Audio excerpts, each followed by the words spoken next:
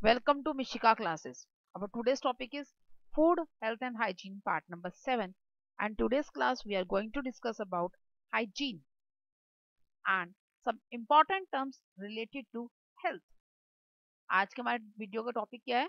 Food, health और hygiene की part number 7 की क्लास है और आज हम डिस्कस करने वाले हैं हाइजीन के बारे में और कुछ टर्म्स जो हेल्थ के रिगार्डिंग भी है.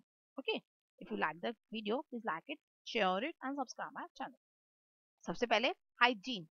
हाइजीन किसे कहा जाता है, क्या होता है हाइजीन, किसे कहते हैं हाइजीन? हाइजीन का मतलब होता है साफ सफाई. What is the meaning of hygiene? Hygiene का मतलब होता है साफ सफाई. To help us to keep our self clean and health. Hygiene क्या करता है?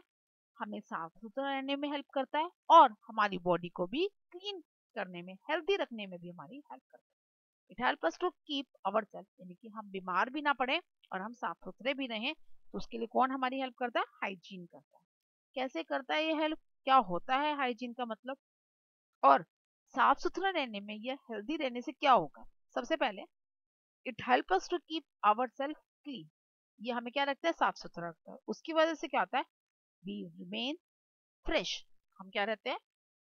फ्रेश फील करते हैं. It help us to stay fresh. हमें फ्रेश फीलिंग होती है क्योंकि अगर हम साफ सुथरे रहेंगे तो हमारे अंदर एनर्जी रहेगी, वी विल बी गुड, हम अच्छा लगेगा और उसी को क्या कहते हैं? फ्रेश फील करेंगे. Secondly it help us to keep healthy. ये हमें हेल्दी रहने में भी हेल्प कर रहा है. तो what it is cause? It prevent us from diseases. ये हमें बीमारियों से बचाएगा क्योंकि हम अगर हेल्दी होंगे तो व्हाट विल हैपन, तो हम क्या होंगे? बीमारियों से भी दूर रहेंगे. Now what are the necessary steps to take our body hygiene, to keep our body surrounding clean? हमें अपनी बॉडी को और अपनी सराउंडिंग को अगर हाइजीन में रखना है तो हमें क्या क्या करने पड़ते हैं, क्या क्या नेसेसरी स्टेप्स लेने चाहिए? Let's discuss that. The first step is brush your teeth twice a daily, in early morning and after, before going to the bed. हमें अपने टीथ को 2 बार ब्रश करना चाहिए. कब कब? सबसे पहले अर्ली मॉर्निंग में. जब भी आप सुबह मॉर्निंग में वेकअप करो, उठो, तो first of all what you have to do, you have to brush your teeth. आपको अपने टीथ को ब्रश करना चाहिए. Why is it so? Because सोने के टाइम पर क्या होता है? आपका माउथ क्लोज रहता है तो माइक्रो ऑर्गेनिजम्स एक्ट करते हैं आपके टीथ के ऊपर. तो इट विल कॉज, मतलब आपके मुंह के अंदर क्या हो जाएंगे? जर्म्स इकट्ठे हो जाते हैं. तो वॉश आउट दैट जर्म्स. उन जर्म्स को वॉश आउट करने के लिए what you have to do, you have to brush your teeth. आपको अपने टीथ की ब्रश करना चाहिए, मीन्स अपने टीथ को क्लीन करना चाहिए. सेकेंड टाइम कब करना चाहिए? Before going to the bed, सोने जाने से पहले. When you take your dinner, रात को जब आप डिनर ले लो, उसके बाद before going to the bed, सोने जाने से पहले what you have to do, you have to brush your teeth. Why is it so? ऐसा क्यों करना चाहिए? बिकॉज ऐसा करने से क्या होगा? आप जब कुछ भी खाते हैं तो some part of that food is stick between our teeth. वो हमारे टीथ के बीच में चिपक जाता है और उसके ऊपर क्या होता है? माइक्रोऑर्गेनिज्म एक्ट करता है. तो उसको अवॉइड करने के लिए what we have to do, we have to clean our teeth. हमें अपनी टीथ को क्लीन करना पड़ेगा and for that we have to brush our teeth regularly. और उसके लिए हमें क्या करना पड़ेगा? हमारे टीथ को ब्रश करना पड़ेगा. Next is the take bath daily. हमें डेली नहाना चाहिए. Why is it so? ऐसा क्यों करना चाहिए? Because when we take bath, our pores present on our skin, जो हमारी बॉडी पे पोर्स प्रेजेंट है, छिद्र प्रेजेंट है, तो उसको क्या करते हैं? They get opened up because we are cleaning our body. क्योंकि नहाने से क्या होता है? हम अपनी बॉडी को क्लीन करते हैं और क्लीन करने से क्या होगा? वो जो पोर्स हैं वो खुल जाते हैं so that our skin can also breathe, ताकि हमारी स्किन भी सांस ले सके. The toxic gases, the toxic substance which is produced in our body get remove out through the skin in the form of sweat. वो sweat की form में, पसीने की फॉर्म में हमारी बॉडी से आउट हो सके, तो उसके लिए जरूरी है वो जो होल्स हैं, जो पोर्स हैं, वो क्या हो? ओपन अप, खुले रहें और वहां पर माइक्रो ऑर्गेनिजम्स भी एक्ट ना कर सके, बीमार ना पड़ सके हम. उसके लिए take bath daily. And second reason क्या है? After taking a bath we will be fresh. हमें फ्रेश फील भी होता है. नेक्स्ट हमें क्या करना चाहिए? Trim your nails regularly. हमें अपने नेल्स की ट्रिमिंग रेगुलरली करनी चाहिए. Why is it so? ऐसा क्यों करना चाहिए? बिकॉज ऐसा करने से the germs present in our nails, जो हमारे नेल्स के अंदर जो जर्म्स प्रेजेंट होते हैं, they will not provide harm to us. वो हमें किसी भी तरह का नुकसान नहीं पहुंचा सकते. अब क्या होता है? जो नेल्स के अंदर हमारे जर्म्स प्रेजेंट होते हैं, they will mix up with our food. जो भी नेल्स के अंदर जर्म्स प्रेजेंट है तो वो क्या होता है, जब खाना खाते हैं वो जर्म्स है वो हमारे फूड में एंटर कर जाते हैं। व्हेन वी ईट, जब खाते हैं, that food get through our mouth इन, हम अपने माउथ के थ्रू अंदर लेते हैं and the germs also get in, तो जर्म्स भी अंदर चले जाते हैं विच मेक अस इल, जो हमें बीमार कर देते हैं। To avoid that we have to trim our nails regularly, उसको अवॉइड करने के लिए हमें क्या करना चाहिए, हमें अपने नेल्स की ट्रिमिंग रेगुलरली करनी चाहिए। ऐसा क्या होगा, the germs will not enter in our food, इससे हमारे जर्म्स जो है फूड के अंदर एंटर ही नहीं कर पाएंगे, और जर्म्स अगर फूड के अंदर एंटर नहीं कर पाएंगे तो क्या होगा, यस हम बीमारी नहीं पड़ेंगे। नेक्स्ट, वेयर क्लीन क्लोथ्स, हमें हमेशा साफ सुथरे कपड़े पहनने चाहिए। व्हाई इज इट सो, ऐसा क्यों करना चाहिए, because on dirty clothes the micro organisms are present, micro organisms present होते हैं, and on clean clothes there is no micro organisms, कोई भी माइक्रो ऑर्गेनिज्म नहीं होता जो हमें हार्म पहुंचा सके, तो वी विल रिमेन हेल्दी, तो हम हेल्दी रहें। Next is wash your hands properly before and after eating something, कुछ भी खाने से पहले और कुछ भी खाने के बाद हमें अपने हैंड्स को प्रॉपरली वॉश करना चाहिए। ऐसा क्यों करना चाहिए, because everything that we eat through our hand, कुछ भी अगर हम खाते हैं तो वो अपने किससे खाते हैं, अपने हाथों से खाते हैं। If the germs is present in our hand, अगर जर्म्स हमारे हैंड पे प्रेजेंट होंगे तो व्हाट विल हैपन, तो क्या होगा, the when we eat something, कुछ भी हम खाएंगे, the germs will also enter in our mouth, तो germs भी हमारे फूड के साथ हमारे बॉडी के अंदर चले जाएंगे, which make us ill, जो हमें बीमार कर देंगे। To avoid that, उसको अवॉइड करने के लिए we have to wash our hand before eating anything, उसको अवॉइड करने के लिए हमें कुछ भी खाने से पहले हाथ को वॉश करना चाहिए। अगर हम अपने हैंड्स को वॉश करेंगे तो germs will also remove out, germs remove हो जाएंगे तो हम we will eat healthy food. अब आफ्टर क्यों करना चाहिए, because when we eat our hands get dirty, हमारे हाथ कहीं भी क्या क्या हो जाता है, गंदे हो जाते हैं। व्हेन वी टच एनीवेयर, कहीं भी हम टच करेंगे that area was also get dirty, उसकी वजह से वो एरिया भी गंदा हो जाएगा, और मे भी हो सकता है कि वहां पे कुछ फूड पार्टिकल्स टच भी हो जाए, माइक्रो ऑर्गेनिजम्स एक्ट कर देंगे। That's why we have to wash before and after both the time, हमें इसके दोनों टाइम पर धोने चाहिए, बिफोर भी और after. Next is when you are sneezing while coughing and while the nose is running, what we have to do, we have to cover our nose and mouth properly।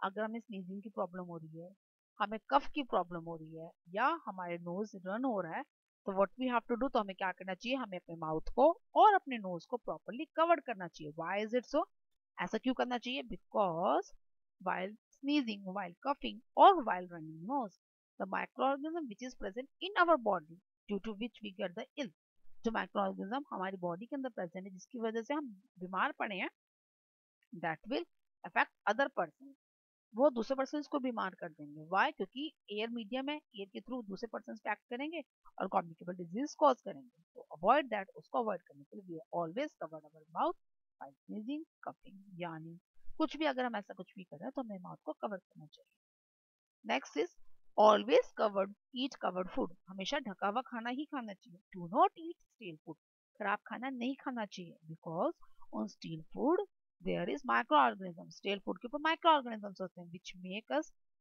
Which is unhygienic food, जो unhygienic भी कर देते हैं food को, और विच make अस unhealthy, जो हमें बीमार भी कर देते हैं। और अगर हम अनकवर्ड फूड खाएंगे तो उसमें क्या होगा, फ्लाइज और मॉस्किटोज जो भी हैं वो सब उस पर उड़कर आएंगे, तो वो क्या कर देंगे, उस खाने को खराब कर देंगे, अनहाइजीन कर देंगे, विच अगेन कॉजेस, जो हमें दोबारा से बीमार कर। टू अवॉइड दैट, उसको अवॉइड करने के लिए what we have to do, तो हमें क्या करना चाहिए, we have to eat covered food, हमेशा कवर्ड फूड ही खाना चाहिए। तो उससे क्या होगा, कोई भी माइक्रो ऑर्गेनिजम्स, कोई फ्लाइज, कोई भी इंसेक्ट्स पे नहीं बैठेंगे तो खराब ही नहीं होगा खाना। And always keep your surrounding clean and use dustbins to throw the garbage, हमेशा अपने आसपास भी सफाई रखनी चाहिए और डस्टबिन को यूज करना चाहिए for throwing the garbage, garbage को, वेस्ट को थ्रो करने के लिए डस्टबिन का यूज करना चाहिए। व्हाई इज इट सो, क्योंकि because the dirt causes mosquitoes, the dirt causes illness, the dirt causes disease, जो गंदगी होती है वो इंसेक्ट्स को बुलाती है, अगर इंसेक्ट्स आएंगे तो बीमारियां आएंगी, बीमारियां आएंगे तो बीमार भी पड़ेंगे। तो अवॉइड दैट, हमेशा जो भी है सराउंडिंग को क्लीन रखो और डस्टबिन का यूज करो। Now the types of the hygiene, there are two types of hygiene, दो तरह के होते हैं। The first one is a personal hygiene, सबसे पहला कौन सा, personal hygiene. Means to keep your body and objects clean, हमें हमेशा अपनी बॉडी को और जो ऑब्जेक्ट्स जो हम यूज करते हैं उनको प्रॉपर्ली क्लीन करना चाहिए। For example, brush your teeth daily, अपने टीथ को प्रॉपर्ली ब्रश करो। Okay, next, take bath daily, daily नहाओ। ट्रिम योर नेल्स, नेल्स को कट करो। वेयर क्लीन क्लॉथ्स, साफ सुथरे कपड़े पहने, इनके ऑब्जेक्ट्स हो गए ना हमारे clothes. Wash your utensils regularly, utensils को भी प्रॉपर्ली वॉश करो। ओके, वॉश योर हैंड्स, अपने हाथों को धो। These are the some personal hygiene. Next is the community hygiene. Community hygiene means you have to keep your surrounding clean. हमेशा हमें अपनी सराउंडिंग को भी क्लीन रखना चाहिए। सराउंडिंग को क्लीन रखने का मतलब क्या है? Use dustbin to use dustbin to throw the waste, dustbin का यूज करना चाहिए वेस्ट को थ्रो करने के लिए। No water will be water logging at near by your places, आपके आसपास कहीं पर वाटर लॉगिंग ना हो, so that no insects no mosquitoes will grow there, कोई भी इंसेक्ट्स कोई मस्किटोज ग्रो ना कर सकें। These are the examples of community hygiene. Now, the next topic is the important terms related to health. अब हम health के जो regarding जो important terms है वो हम discuss करेंगे. The first term is vaccination. What is vaccination? Vaccination जैसे कहते हैं. Have you ever heard the term vaccination? क्या आपने कभी भी term सुनी है vaccination? I hope you already heard. आप सबको पता है vaccination है. अभी COVID-19 आया था ना, तो क्या हुआ था? गवर्नमेंट ने क्या निकाली थी? COVID-19 की वैक्सीन निकाली थी। किसको दी थी? सभी लोगों को दी थी। किसी को कोविड-19 हुआ है चाहे नहीं हुआ, गवर्नमेंट ने कहा था कोविड-19 की वैक्सीन को हर किसी पर्सन को लेना ही चाहिए। तो क्या होता है वैक्सीनेशन? क्या मतलब हुआ? Means it is a way of protecting us, ये एक तरीका है जिससे हम क्या रह सके, प्रोटेक्ट कर सके अपने आप को। किससे? अगेंस्ट द हार्मफुल डिजीजेस, खतरनाक बीमारियों से। बिफोर वी गेट इल और कम इन कॉन्टैक्ट विद देम, बीमार पड़े उससे पहले या फिर हम उन बीमारियों के कॉन्टैक्ट में भी आए उससे भी पहले हमें क्या लेनी चाहिए? उसकी वैक्सीन ले लेनी चाहिए। ओके, क्यों लेनी चाहिए? दोबारा से बता रही हूँ, वैक्सीनेशन होती क्या है? ये हमें बीमारियों से बचाता है, हार्मफुल डिजीज से बचाता है। कब? जब हम बीमार पड़े उससे भी पहले हम इसको ले लेते हैं। हम वेट ही नहीं करते इसमें कि हम बीमार पड़ेंगे तो हम लेंगे। No, we take it before we get ill, हम बीमार पड़े उससे पहले हम इसे ले लेते हैं। क्या करता है बेसिक वैक्सीनेशन? वैक्सीनेशन करता है इम्यूनिटी को increase, it increases our immunity against the infection. जिस भी चीज के हम वैक्सीनेशन ले रहे हैं वो उस इन्फेक्शन के अगेंस्ट जो है हमें क्या करता है? हमारी इम्यूनिटी को इंक्रीज कर देता है। सेकेंडली क्या है, कैसे करता है ये? It is given in the form of shots और ड्रॉप्स, ये तो शॉट्स के फॉर्म में दिया जाता है या फिर ड्रॉप्स के फॉर्म में। शॉट्स का मतलब क्या होता है? इंजेक्शन के थ्रू दिया जाता है। ड्रॉप्स मीन्स ओरली दिया जाता है। अब मैं इसके एग्जाम्पल थी दोनों के। कोविड-19 में क्या दिया था गवर्नमेंट ने? कोविड-19 के लिए वैक्सीन निकाली थी ना गवर्नमेंट ने, क्या दिया था?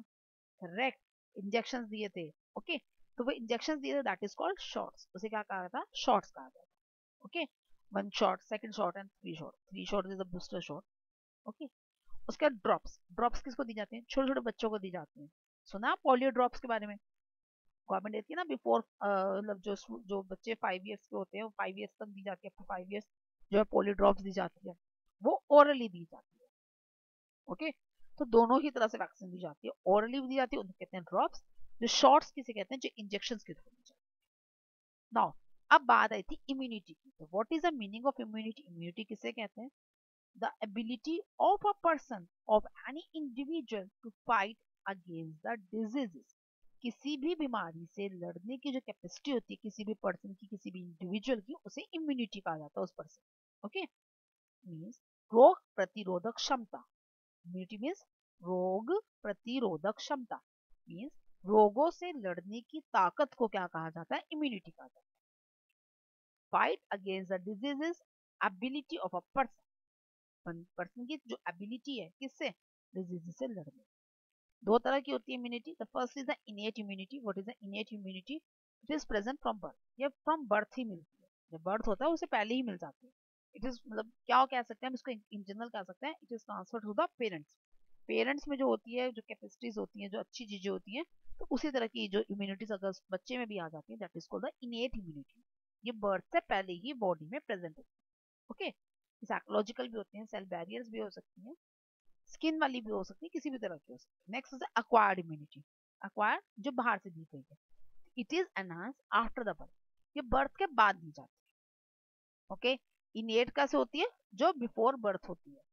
ओके, बर्थ से ही आपके बॉडी में प्रेजेंट है, और एक्वायर्ड जो होती है बाद में दी जाती है थ्रू वैक्सीनेशन, जो वैक्सीनेशन के थ्रू दी जाती है ना, शॉट्स या फिर ड्रॉप्स के फॉर्म में, that is called the acquired immunity.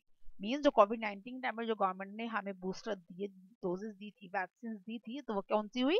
Acquired immunity. Okay, इसके अलावा कोई है तरीका वैक्सीनेशन के अलावा? Yes, we have to take immunity booster. हम इम्यूनिटी बूस्टर्स भी ले सकते हैं। तो what is immunity booster? Vitamin C is rich in immunity booster. Vitamin C जो है बेसिकली इम्यूनिटी बूस्टर की तरह काम करता है। तो we have to take citrus fruit, हमें खट्टे फलों का यूज करना चाहिए to increase the immunity, specially the oranges. Oranges को स्पेशली यूज करना चाहिए ताकि हमारी बॉडी की इम्यूनिटी इंक्रीज कर सके। Now next the antibiotics. तो अब एंटीबायोटिक्स किसे कहते हैं? The medicine which is given to any person when the person is ill। Means ये क्या करती है? जब पर्सन बीमार होता है तब दी जाती है। The medicine that help our body to fight against the harmful bacteria, harmful bacteria से बचाती है। अब दोनों में डिफरेंस क्या हुआ वैक्सीनेशन और एंटीबायोटिक्स में? वैक्सीनेशन जो होती है बेसिकली ये दी जाती है बिफोर बर्थ, ये बर्थ से पहले, sorry, the vaccination is given to any person before the person get ill. ये जो वैक्सीनेशन होती है ये तब दी जाती है जब पर्सन बीमार पड़ता है, उससे पहले ही इसको दे देते हैं। बीमार पड़ने का वेट ही नहीं करते, बीमार पड़े बिना ही जो मेडिसिन दी जाती है दैट इज कॉल्ड वैक्सीनेशन। और एंटीबायोटिक्स कौन सी होती है? That is given when person get ill. जब पर्सन बीमार पड़ जाए जो मेडिसिन दी जाती है उनको एंटीबायोटिक्स है। दोनों में डिफरेंस क्लियरली हो गया होगा। दोबारा से बता रही हूँ, सुनो ध्यान से। एंटीबायोटिक तब दी जाती है जब पर्सन बीमार होता है, और वैक्सीनेशन तब दी जाती है जब पर्सन बीमार नहीं होता, बीमार होने से पहले ही दी जाती है। Vaccination is that medicine which is given before you get ill. आप बीमार पड़ो उससे पहले जो दे दी वो वैक्सीनेशन होती है। Medicine which is given when you are ill, that is called antibiotic. Antibiotic वही जो मेडिसिन आपको तब दी गई जब आप बीमार पड़े थे। Okay, that is called antibiotics. एक चीज का ध्यान रखना चाहिए हमेशा एंटीबायोटिक के केसेस में, वैक्सीनेशन तो हर किसी को दी जाती है, इसके लिए डॉक्टर की प्रिस्क्रिप्शन की जरूरत नहीं होती। उसमें एज देखी जाती है कि कौन सी एज है और कौन सी वैक्सीनेशन इसको देनी है। लेकिन एंटीबायोटिक केस में ऐसा नहीं होता। Antibiotics is always taken with the doctors prescription. Antibiotics हमेशा डॉक्टर के प्रिस्क्रिप्शन के अकॉर्डिंगली लेना चाहिए। डॉक्टर पहले आपसे पूछेगा ना आपको क्या क्या प्रॉब्लम है, उसके अकॉर्डिंगली वो आपको प्रिस्क्राइब करेगा कौन सी एंटीबायोटिक आपको लेनी चाहिए। ये थोड़ी हार्मफुल होती है, तो इसलिए ये कभी भी बिना डॉक्टर के प्रिस्क्रिप्शन के, बिना डॉक्टर के नॉलेज के नहीं लेनी चाहिए। Now the next is bacteria. अब मैंने बात की बैक्टीरिया की, हार्मफुल बैक्टीरिया से बचाते हैं। तो क्या होते हैं बैक्टीरिया? बैक्टीरिया वो छोटे छोटे ऑर्गेनिजम्स होते हैं जो हमें इंफेक्शन कॉज कर देते हैं, हमें बीमार कर देते हैं। It is a tiny organisms which cause infection in the body and make the person ill. जो टाइनी ऑर्गेनिजम्स है जो क्या कॉज करते हैं? इंफेक्शन कॉज कर देते हैं बॉडी में, और जिससे पर्सन क्या हो जाता है? बीमार हो जाता है। Next is allergy. अब एलर्जीज किसे कहते हैं? अब एलर्जी कहा जाता है when any individual or any person react to any substance that provide harm to him। And individual मतलब कोई पर्सन है, ये कोई भी इंडिविजुअल है, वो किसी एक पर्टिकुलर चीज को लेकर रिएक्ट करता है। ओके, और मतलब रिएक्शन किस तरह? In the form of harm, मतलब उसको कोई नुकसान पहुंचा, that is called the allergy, उसे एलर्जी कहा जाता है। जी मीन्स जब भी कोई पर्सन या कोई इंडिविजुअल बीमार पड़ रहा है किसी पर्टिकुलर चीज की वजह से, उसे क्या कहते हैं? एलर्जी कहते हैं। उसे एलर्जी है उस चीज से, तो मतलब उसे वो चीज यूज नहीं करनी चाहिए, उस चीज से दूर रहना चाहिए। The substances is called the allergens. जिस चीज से उसको दिक्कत है वो एलर्जेंस कहते हैं। अब ये जरूरी नहीं है कि एक को एक से एलर्जी है दूसरे को भी उसी से होगी, ये person to person, individual to individual vary करते हैं। किसी को किसी चीज से एलर्जी होती है, किसी को किसी चीज से एलर्जी होती है, और कुछ ऐसे भी होते हैं जिनको किसी चीज से एलर्जी होती नहीं। कौन कौन सी चीजें होती हैं जिनसे एलर्जी होती है पर्सन को? It is found in dust. Dust से एलर्जी होती है कुछ लोगों को, मीन्स जैसे डस्ट आएगी, sneezing, coughing, nose run start हो जाएगी उनकी, मतलब ऐसे ऐसे सिम्टम्स आते हैं बॉडी पे। और कुछ है जो डस्ट से उनको कोई प्रॉब्लम ही नहीं होती है।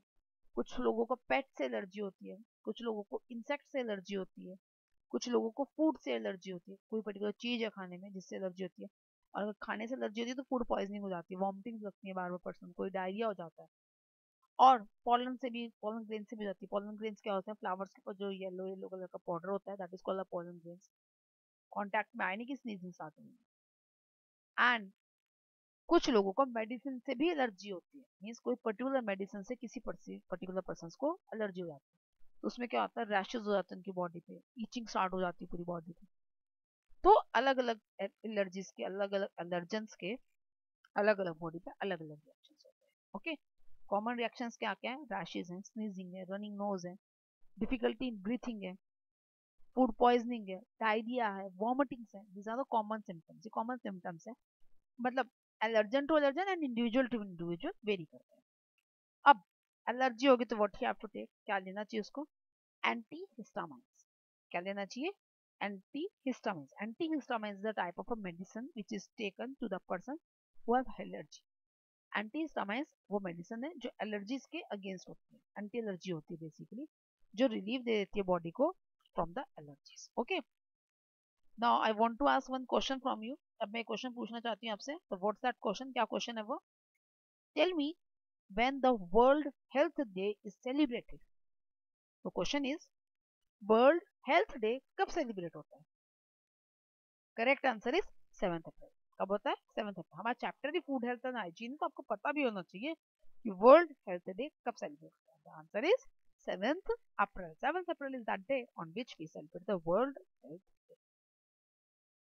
That's all for today's class. Still you have any doubt, you can comment. Regarding this chapter, you want to ask any type of question, you can comment. Thank you.